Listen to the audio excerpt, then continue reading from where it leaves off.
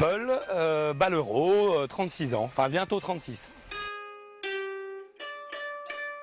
Alors le projet, c'est le projet Namoka, qui est une sorte de mot-valise de Nancy, Moscou, Kanazawa, qui est une ville jumelée avec le Japon, mais je ne vais plus à Kanazawa, mais j'ai gardé le Namoka pour le nom de projet, qui était en fait une envie de Japon, voilà, une envie de bambou, une envie de zénitude, voilà. Pourquoi parce que c'était le moment, j'ai envie de dire. C'était le moment, voilà, c'est un petit peu comme l'acupuncture, quoi. Il y a des points précis où les choses doivent se passer et où elles ont un effet. Je sentais que c'était maintenant. Et puis toujours une envie de voyage qui était avant par des lectures, par le jeu de rôle, et puis là, ça sera par le réel. De cette année, des rencontres, des surprises, de la créativité. Voilà, je pars aussi pour être créatif, pour me remplir d'inspiration. Voilà, donc des attentes assez simples, quoi, exigeantes.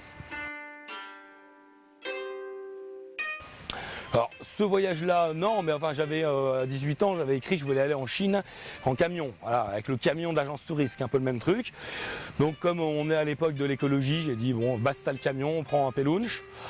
Et voilà, mais oui, ça fait longtemps que je pense à partir à l'aventure, un peu, voilà, l'aventurier qui avance, qui est face à des situations qu'il doit régler, ou alors qui se fait chier parce qu'il n'y a pas de situation à régler, mais bon, j'en doute. Plutôt rejoindre la Baltique, et puis après longer la mer Baltique, donc là ça sera Nancy-Hambourg. Une fois arrivé à Hambourg, donc là je perds un peu de temps par rapport à une ligne droite qui serait Nancy-Moscou, mais je gagne en plaisir, en tout cas visuel, parce que je serai proche de la mer. Pour ce qui est du plaisir à pédaler, si j'ai un vent de face et un temps pluvieux, je penserai à la plaine d'Europe plate, enfin plate je sais pas, mais bon en tout cas qui aurait pu être une solution. Mais là je pense que j'ai pris la bonne, puisque longer la mer, même s'il y a un vent de face, c'est agréable. Voilà. Et donc après jusqu'à Moscou et après transsibérien. Ça, voilà, donc je lâche le vélo à Moscou, enfin je le démonte, je l'emmène dans le train si les gardes de train acceptent. Et puis après ça sera bateau de Vladivostok au Japon. Le projet en lui-même, c'est resté 3 mois au Japon avec une équipe de personnes qui viennent du monde entier, accueillies par une équipe japonaise, donc pratiquer un peu la langue, rencontrer les personnes au niveau local, quoi, les autochtones. Puis voilà, 3 mois ça reste assez long, et à partir de là, peut-être que je resterai plus longtemps si je m'y plais, quoi. Voilà. Le sponsoring, j'ai jamais eu des prétentions trop exigeantes en termes de sponsoring, parce que c'est un projet assez personnel au final, hein. Je ne soutiens pas une cause spécifique, si ce n'est celle de la curiosité, puis du se donner les moyens d'accomplir ses rêves.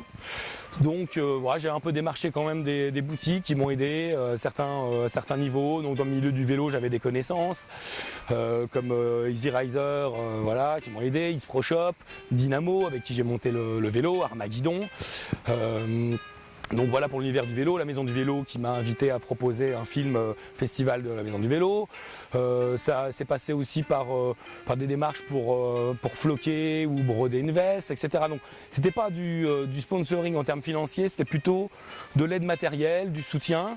Et en termes de tout ce qui est un petit peu dématérialisé, communication et blog, c'est Anagramme avec Axel, que je remercie beaucoup, puisqu'on va travailler en lien direct. Les photos que je prends, les vidéos que je fais, toutes les semaines je lui enverrai et lui mettra tout ça sur le blog en retravaillant un peu les aspects esthétiques, quoi. Alors, donc, je vais vous présenter le vélo qui s'appelle Armageddon. Donc le cadre que vous voyez là, il était attaché, esselé, délaissé, abandonné à un vieux bout de ferraille, donc attaché. Donc j'ai été le scier, j'ai récupéré sur les conseils de Dynamo qui m'avait dit il y a un super vélo pour faire un vélo de voyage, vas-y. Pourquoi bon vélo pour le vélo de voyage? Parce que cadre acier, donc c'est-à-dire que tu peux ressouder, contrairement à l'alu qui est beaucoup plus complexe, ou au carbone qui est cassant. Donc ça c'est vraiment du vélo, tu chopes du poids mais en même temps c'est réparable partout dans le monde. Les sacoches qui s'enlèvent super facilement, voilà, donc on peut les emmener avec soi et puis qui se remettent voilà, au même endroit, voilà. Donc là c'est tout bon. Ensuite, il y a aussi possibilité, je vais pas le matériel, mais de changer les sacoches en sac à dos. Donc j'ai des bretelles que tu fixes aux sacoches pour les transformer en sac à dos. Donc sur le cadre, voilà, la selle. Donc c'est le Brooks. Alors les gens qui voient ça disent mais attends, mais t'es cinglé, achète des selles en gel. Non, il n'y a rien de mieux que ça. Pourquoi? Parce que ici on a l'effet hamac, quoi. C'est-à-dire que le corps repose dans le vide. Et donc ce qui fait mal aux fesses souvent, c'est que la selle, elle est rigide. Hein, même si elle est molle, elle est rigide.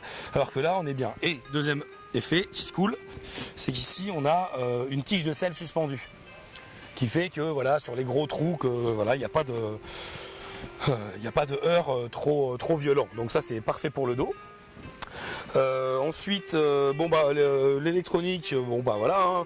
Évidemment, comme je ne vais pas forcément voyager souvent de nuit, mais il y a besoin d'avoir un phare arrière, un phare avant, qui n'ont pas de pile, donc qui fonctionnent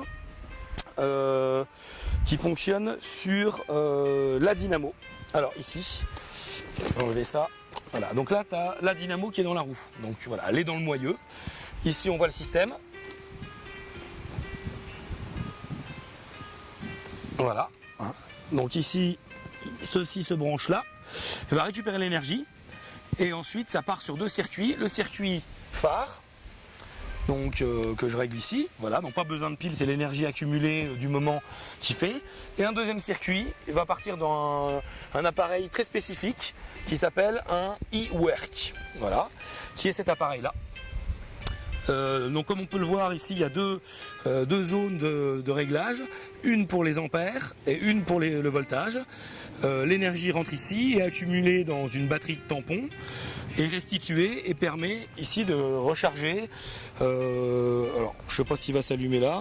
Enfin en tout cas il y a le voilà. Donc le téléphone, le smartphone qui est ici, et qui me sert de GPS, éventuellement de musique et autres.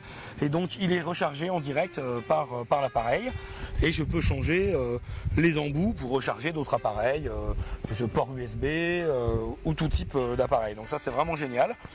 Après il ne faut pas des appareils trop puissants, ça recharge évidemment pas tous les appareils, mais les appareils d'appoint, la GoPro que j'ai emmené aussi, voilà.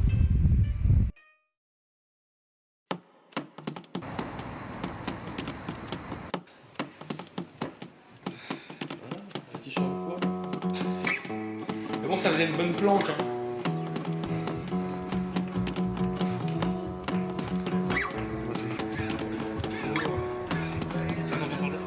Ouais.